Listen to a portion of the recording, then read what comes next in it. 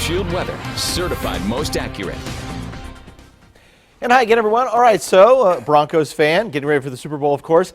It had snow, and so here's a little time lapse of him shoveling out, of course, the sidewalk and the driveway, and you can see how fast he worked to get rid of the snow. Thankfully, it had stopped snowing, or he'd be at it again. But that's pretty. Look at the snow piled up. Wow, championship effort right there. All right, so that storm, which then brought us the rain, thunder last night, the wind today, now kicking up tornado warnings in Alabama and Mississippi. There's Tuscaloosa, Alabama. This is back here toward a little town called Reform, currently under a tornado emergency.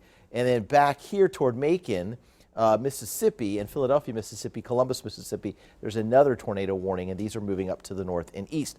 On the backside of the storm was that snow that was in Denver. Now it's snowing in Nebraska up into Minnesota. Here's Tulsa, and of course we have the tremendous winds with it. Last night's rain did not do a whole lot for us. Hectorville had about 0.6 of an inch of rain, ½ inch at Bixby and Bristow, and Veneta about 1/4 of an inch. And so for the year, we're running a deficit at McAllister, Bartlesville, Tulsa, and Muskogee of more than an inch. So we certainly need some moisture to catch up, just don't need that severe weather or anything like that. Cloud cover has moved back in, the temperatures dropping from their high of 59 back down into the lower 50s, and the winds right now, which are sustained at about 20 miles an hour, should eventually diminish overnight 10 to 15 miles an hour. So tomorrow morning at the bus stops, the heavier coat, it'll feel colder than the actual temperature in the lower 30s, and then tomorrow in the 40s, that'll be a chilly northwest wind blowing at us all day long. 57 at Tahlequah right now, 57 at Muskogee. Then we travel back to where the colder air has arrived. Ponca City's at 42, Stillwater at 45, still near 60 at McAllister.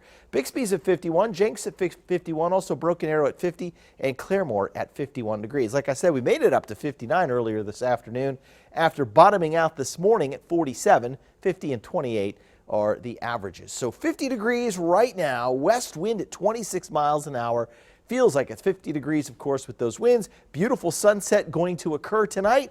And so we've had some really beautiful sunsets around Green Country recently. For instance, Tony Young last night, the sunset in Tulsa. Then we go back over the weekend. John and Kelly from Bartlesville. It looks like their puppies enjoying that sunset, and a beautiful picture from Misty Hayden Thompson in South Coffeyville, Kansas, and that was also over the weekend. So here's the forecast for this evening. A cold wind with an overcast sky, 52 degrees, then 30 overnight, scattered clouds. The winds diminish back down to around 10 miles an hour. Because of the cloud cover, Bartlesville tonight only down to about 28 degrees.